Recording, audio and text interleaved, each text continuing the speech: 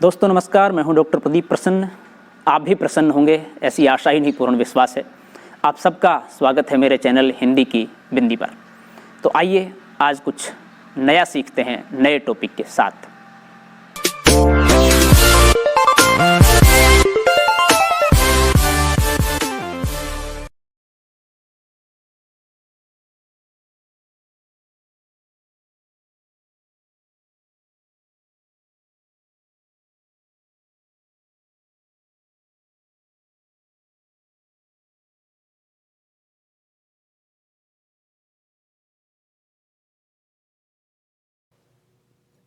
विद्यार्थियों, आज की वीडियो हम बना रहे हैं हिंदी साहित्य के महत्वपूर्ण प्रश्नोत्तर भक्तिकाल।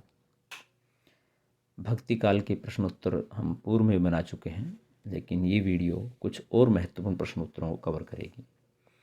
तो आइए शुरू करते हैं आज की वीडियो। यदि आप हमारी अन्य वीडियो देखना चाहते हैं तो प्ले लिस्ट में जा कर के वीडियो देख सकते हैं। आप देख रहे हैं हिंदी की बिंदी चैनल। पहला प्रश्न है, यानी कि अगला प्रश्न है, भक्ति काल की सभी प्रमुख काव्य धाराओं का परिचय दीजिए। उत्तर है, भक्ति काल में हिंदी कविता दो धाराओं में प्रवाहित हुई, निर्गुण भक्ति धारा और सगुण भक्ति धारा। निर्गुणवादियों में भी जिन्होंने ज्ञान को अपनाया वे ज्ञान मार्गी और जिन्होंने प्रेम को अपनाया वे प्रेम मार्गी कहलाए।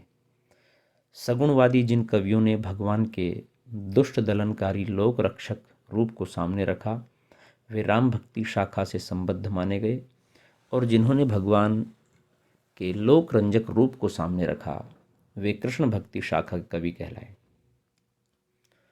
अगला प्रश्न है, भक्ति काल के विभिन्न धाराओं के नाम बताइए या निर्गुण भक्ति की दो शाखाओं के नाम लिखिए। तो उत्तर है, भक्ति काल में दो प्रकार की काव्य रचना हुई, निर्गुण मार्गीय तथा सगुण मार्गीय। निर्गुण काव्य की दो धाराएं हैं, ज्ञानाश्रयी काव्य धारा तथा प्रेमाश्रयी काव्य धारा।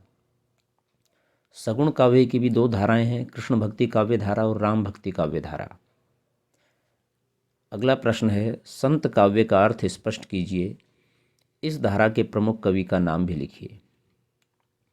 उत्तर है, संत काव्य से आश्रय निर्गुण ज्ञानाश्रयी शाखा से है। ये भक्त निर्गुण निराकार की उपासना करते हैं और ज्ञान को उसकी प्राप्ति का साधन मानते हैं। इस धारा के प्रमुख कवि हैं कबीर, रैदास, नानक, दादू, मलूकदास आदि।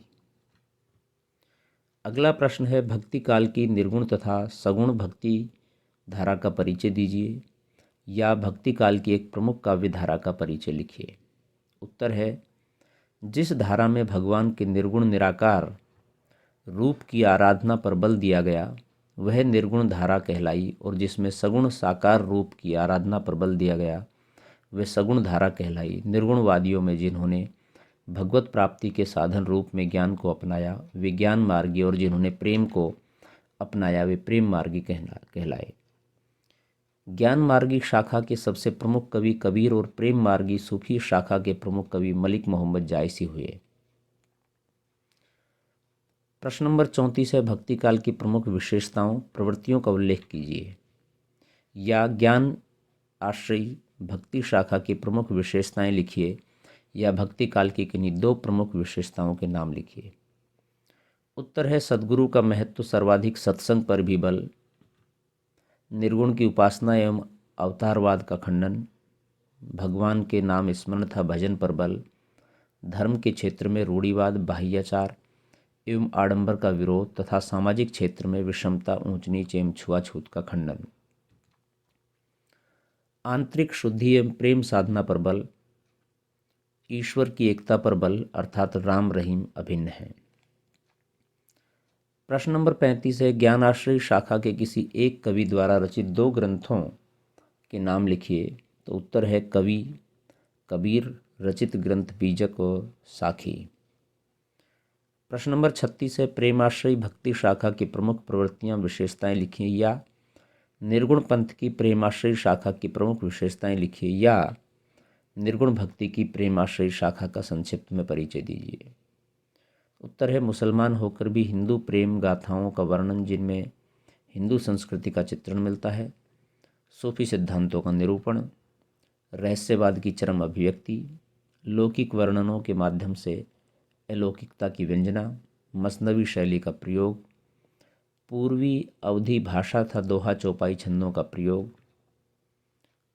प्रश्न नंबर 37 है, प्रेमाश्रय शाखा की किन्हीं दो रचनाओं के नाम लिखिए। विद्यार्थियों, ये प्रश्न आपके लिए यदि आप नेट जेआरएफ की तैयारी कर रहे हैं या पीएचडी एंट्रेंस की तैयारी कर रहे हैं उनके लिए बहुत महत्वपूर्ण है। साथ ही साथ यदि आप अनेक प्रतियोगी परीक्षाएं दे रहे हैं, खासतौर से किसी भी पीएससी वाली, तो आपके लिए बहुत अनिवार्य है, बहुत ज़रूरी है। तो इन्हें गंभीरता से देखें, पढ़ें और आपके लिए लाभदायक है। तो प्रेमाश्रय शाखा की किन्हीं दो रचनाओं के नाम हैं पद्मावत तथा मृगावती। प्रश्न नंबर 38 है, कृष्ण काव्य धारा की प्रमुख विशेषताएं बताइए। उत्तर है श्रीमद् भागवत का आधार लेकर कृष्णलीला गान, और सख्य वात्सल्य माधुर्य भाव की उपासना एवं लोक पक्ष की उपेक्षा, और काव्य में श्रृंगार एवं वात्सल्य रसों की प्रधानता। मूल आधार कृष्ण के बाल और किशोर रूप का लीला वर्णन। ब्रज भाषा में मुक्तक काव्य शैली की प्रधानता, जिसमें अद्भुत संगीतात्मकता का गुण विद्यमान है। प्रश्न नंबर 39 है, कृष्ण भक्ति काव्य में वर्णित प्रमुख रसों का नामोल्लेख करते हुए उस रचना का नाम भी बताइए जिसमें उन सभी रसों का सर्वश्रेष्ठ चित्रण हुआ है।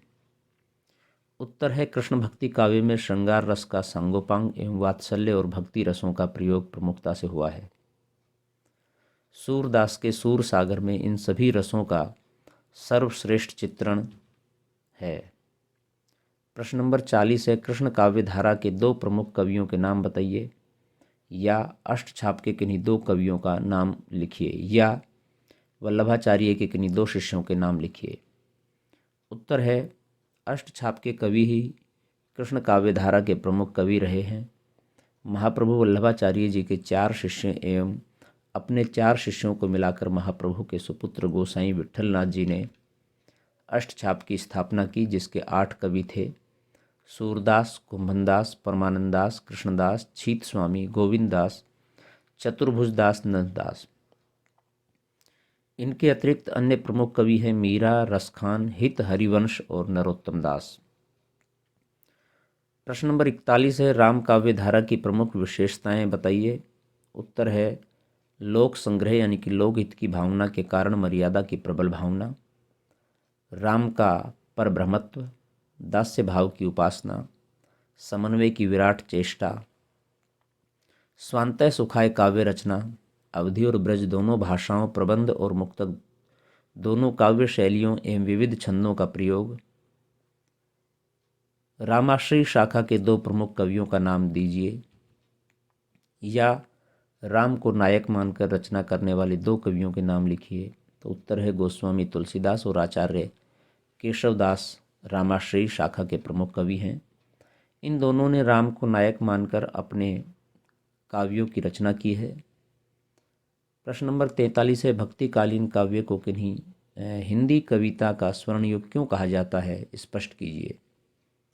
उत्तर है भावों की उदात्तता, महती प्रेरकता, अनुभूति प्रवणता, लोकहित का मुखरित स्वर, भारतीय संस्कृति का मूर्तिमान रूप, समन्वय की विराट चेष्टा था, कला पक्ष की समृद्धि इस काल की ऐसी विशेषताएं हैं जो किसी अन्य काल के काव्य में इतनी उच्च कोटि की नहीं मिलती। इसीलिए भक्ति काल को हिंदी काव्य का स्वर्ण युग कहा जाता है। प्रश्न नंबर 44 है, निम्नलिखित वाक्यों में से भक्ति काल की दो सही प्रवृत्तियों को लिखिए। श्रृंगार रस की प्रधानता, स्वांतः सुखाई की भावना, राज प्रशस्ति की अभिव्यक्ति, भाव पक्ष एवं कला पक्ष का समन्वय। उत्तर है ख और घ, स्वांतः सुखाई की भावना था, भाव पक्ष एवं कला पक्ष का समन्वय। 45वां प्रश्न है, भक्ति काव्य की दो प्रमुख शाखाओं के नाम लिखिए। तो उत्तर है निर्गुण भक्ति शाखा और सगुण भक्ति शाखा। अगला प्रश्न है, भक्ति काल के 4 प्रमुख कवियों के नाम लिखिए। उत्तर है कबीरदास, मलिक मोहम्मद जायसी, सूरदास और तुलसीदास। अगला प्रश्न है, भक्तिकालीन विभिन्न काव्य धाराओं में किस धारा का काव्य सर्वश्रेष्ठ है और उसका सर्वश्रेष्ठ कवि कौन है। सर्वश्रेष्ठ काव्य धारा रामश्री काव्य धारा है और सर्वश्रेष्ठ कवि गोस्वामी तुलसीदास है। हालांकि ये कोई पैमाना नहीं है, लेकिन फिर भी रामाश्री काव्य धारा का सर्वश्रेष्ठ कवि कहा जा सकता है। लेकिन प्रेमाश्रयी काव्यधारा की बात अलग है। भक्ति काल की 4 प्रमुख काव्य कृतियों के नाम लिखिए। बीजक, पद्मावत, सूरसागर तथा श्री रामचरितमानस। प्रश्न नंबर 49 है, तुलसीदास एवं कबीरदास किस भक्ति धारा के कवि हैं? उत्तर है तुलसीदास भक्ति काल की सगुण भक्ति धारा की राम भक्ति शाखा के कवि हैं तथा कबीरदास भक्ति काल की निर्गुण भक्ति धारा के ज्ञान मार्गी शाखा के कवि हैं। प्रश्न है 50वां, निर्गुण काव्य धारा की कोई एक प्रमुख विशेषता बताइए और उसके प्रमुख कवि का नाम उल्लेख कीजिए। या निर्गुण भक्ति काव्य धारा के 2 कवियों के नाम बताइए। उत्तर है निर्गुण काव्य में परम ब्रह्म के निराकार स्वरूप की उपासना हुई तथा ज्ञान एवं प्रेम तत्व की प्रधानता रही। कबीर एवं मलिक मोहम्मद जायसी इस काव्य धारा के प्रमुख कवि हैं। प्रश्न नंबर 51वां है, संत काव्य धारा के 4 प्रमुख कवियों के नाम लिखिए। उत्तर है कबीरदास, रैदास, दादू तथा नानक। प्रश्न नंबर 52 है, प्रेम मार्गी निर्गुण सूफी काव्य धारा के प्रमुख कवि का नाम तथा उनकी प्रमुख रचनाओं का नाम उल्लेख कीजिए। उत्तर है कवि मलिक मोहम्मद जायसी, रचना पद्मावत महाकाव्य। अगला प्रश्न है, सूफी काव्य धारा की कुछ प्रमुख कृतियों के नाम लिखिए या सूफी काव्य के 2 कवियों के नाम लिखिए। उत्तर है पद्मावत, मृगावती, कुतुबन, मधुमालती, मंझन, चित्रावली, उस्मान आदि। अगला प्रश्न है, महिका शेषी की को रही कहने वाले कवि का नाम क्या है? उत्तर है प्रश्न में उल्लेखित पंक्ति कहने वाले कवि का नाम मलिक मोहम्मद जायसी है। अगला प्रश्न है, सगुण कृष्ण भक्त शाखा के 4 प्रमुख कवियों के नाम लिखिए। उत्तर है सूरदास, मीरा, रसखान, कुंभनदास, गोविंददास, नरोत्तम दास एवं परमानंद दास। अगला प्रश्न है, कृष्णाश्रयी शाखा के 2 प्रमुख कवियों के नाम तथा उनकी एक एक कृति का नाम उल्लेख कीजिए। या महाकवि सूरदास की 2 रचनाओं के नाम लिखिए या कृष्ण को नायक मानकर रचना करने वाले 2 प्रमुख कवियों के नाम लिखिए। उत्तर है सूरदास, सूरसागर व साहित्य लहरी तथा मीराबाई, नरसिंह जी का मायरा। प्रश्न नंबर 57 है, निम्नलिखित में से कौन सी 2 रचनाएं भक्ति काल की नहीं हैं? उत्तर है सूरसागर, बिहारी सतसई, बीजक या आंसू। उत्तर बिहारी सतसई रीतिकाल और आंसू छायावाद भक्तिकाल की रचनाएं नहीं है, बाकी 2 हैं। प्रश्न नंबर 58 है, राम काव्य धारा के 2 प्रमुख कवियों के नाम लिखिए। उत्तर है तुलसीदास राम काव्य धारा के प्रतिनिधि कवि हैं। अन्य प्रमुख कवि हैं केशवदास, नाभादास एवं सेनापति। अगला प्रश्न है, राम काव्य धारा की रचना किन भाषाओं में हुई है? उत्तर है राम काव्य धारा की रचना प्रमुख रूप से अवधी तथा ब्रज भाषा में हुई है। प्रश्न 60, ब्रज भाषा तथा अवधी भाषा के मध्यकालीन एक प्रसिद्ध काव्य महाकाव्य का नाम लिखिए। उत्तर ब्रजभाषा सूरसागर तथा अवधी भाषा श्री रामचरितमानस। प्रश्न नंबर 61 है, रामाश्रयी एवं कृष्णाश्रयी शाखा के एक प्रमुख काव्य का नाम लिखिए। उत्तर रामाश्रयी शाखा का प्रमुख महाकाव्य श्री रामचरितमानस तथा कृष्णाश्रयी शाखा का प्रमुख महाकाव्य सूरसागर है।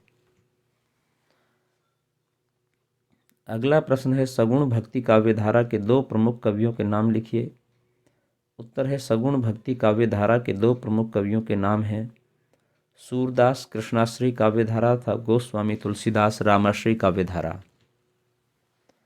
राम भक्ति शाखा के किसी एक कवि तथा उसके द्वारा रचित ग्रंथों के नाम लिखिए। या सगुण भक्ति धारा की रामाश्रयी शाखा के किसी एक कवि द्वारा रचित 2 ग्रंथों के नाम लिखिए। या गोस्वामी तुलसीदास द्वारा रचित 2 ग्रंथों के नाम लिखिए। या गीतावली और दोहावली भक्ति काल के किस कवि की रचनाएं हैं? उत्तर है तुलसीदास जी के 4 ग्रंथों के नाम हैं श्री रामचरितमानस, विनय पत्रिका, कवितावली, गीतावली, दोहावली, भैरवी रामायण आदि। अगला प्रश्न है, भक्ति काल की प्रेमाश्रयी शाखा के एक कवि और उनकी एक रचना का नाम लिखिए। या निर्गुण भक्ति शाखा की 2 प्रमुख रचनाओं का उल्लेख कीजिए। या मलिक मोहम्मद जायसी प्रणीत 2 ग्रंथों के नाम लिखिए। उत्तर है कवि मलिक मोहम्मद जायसी और उनकी रचनाओं का नाम है पद्मावत और अखरावट। भक्ति काल की 3 सामान्य प्रवृत्तियों का उल्लेख कीजिए। जीव की नश्वरता का समान रूप से वर्णन है। प्रभु के नाम स्मरण तथा गुरु की महत्ता का वर्णन सभी कवियों ने किया है। कवियों के नामोल्लेख की प्रवृत्ति रही है। हिंदी साहित्य के विकास में भक्ति काल के योगदान का उल्लेख कीजिए। उत्तर है भक्ति कवियों ने हृदय सागर का मंथन कर मनोरम भावों का नवनीत प्रदान किया है। भाव, भाषा और शैली की समृद्धि के कारण ही भक्ति काल को हिंदी साहित्य का स्वर्ण युग कहा जाता है।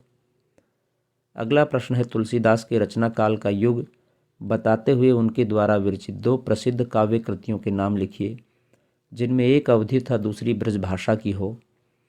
या तुलसीदास किस काल के कवि हैं, उनकी एक प्रमुख रचना का नाम लिखिए। उत्तर है तुलसीदास का रचना काल पूर्व मध्यकाल यानी कि भक्ति काल में पड़ता है। इनकी कृतियां श्री रामचरितमानस अवधी भाषा तथा विनय पत्रिका ब्रजभाषा है। प्रश्न नंबर 68 है अवधी भाषा में लिखे गए 2 प्रमुख महाकाव्यों और उनके रचनाकारों का नाम लिखिए। उत्तर है अवधी भाषा में लिखे गए 2 प्रमुख महाकाव्यों के नाम है पद्मावत मलिक मोहम्मद जायसी तथा श्री रामचरितमानस गोस्वामी तुलसीदास। प्रश्न नंबर 69 है द्वैतवाद के प्रवर्तक का नाम लिखिए। तो उत्तर है द्वैतवाद के प्रवर्तक श्री मध्वाचार्य हैं। तो विद्यार्थियों, यहाँ पर वीडियो संपन्न होती है। ये लगभग 30-40 प्रश्न हमने भक्ति काल के रखे और इनका उत्तर बताने का प्रयास किया। इन प्रश्नों को आप पढ़ लें, समझ लें, अच्छे से देख लें।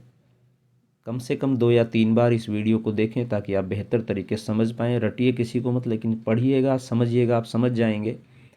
और आपकी किसी भी प्रकार की प्रतियोगी परीक्षा जिसके अंदर की हिंदी साहित्य से संबंधित प्रश्न आते हैं उसके लिए बहुत उपयोगी है। ख़ास तौर से जैसा कि हमने पूर्व में बताया, आरपीएससी है, किसी भी प्रदेश की पीएससी हो, उसकी हिंदी लेक्चर की आप तैयारी कर रहे हैं, स्कूल या कॉलेज लेक्चर हिंदी व्याख्याता की तैयारी आप कर रहे हैं, नेट जेआरएफ पीएचडी एंट्रेंस की आप तैयारी कर रहे हैं, तो इन सब के लिए आपके बहुत उपयोगी है वीडियो। तो वीडियो ही समाप्त होती है। वीडियो आपने पूरी देखी, इसके लिए आपका बहुत बहुत आभार। यदि वीडियो आपको अच्छी लगी हो तो इसे लाइक करें, शेयर करें, कमेंट्स करें और हिंदी की बिंदी चैनल को सब्सक्राइब करना न भूलें। साथ ही साथ बेल आइकॉन को भी दबा लें। आपको इसी प्रकार की हिंदी साहित्य, हिंदी व्याकरण, हिंदी भाषा की वीडियो इस चैनल पर मिलती रहती हैं। और भी वीडियो आपको मिले ताकि नोटिफिकेशन वगैरह सूचना समय पर मिल जाए। यदि आपके मन में कोई सवाल हो, कोई जिज्ञासा हो, कोई प्रश्न हो इस वीडियो को लेकर के या किसी अन्य टॉपिक को लेकर के, तो आप कमेंट्स के माध्यम से हमें बताइए, हम उसका समाधान करने का प्रयास करेंगे। आज के लिए इतना ही। नेक्स्ट वीडियो में नेक्स्ट टॉपिक साथ फिर मिलते हैं। तब तक के लिए शुक्रिया, नमस्कार।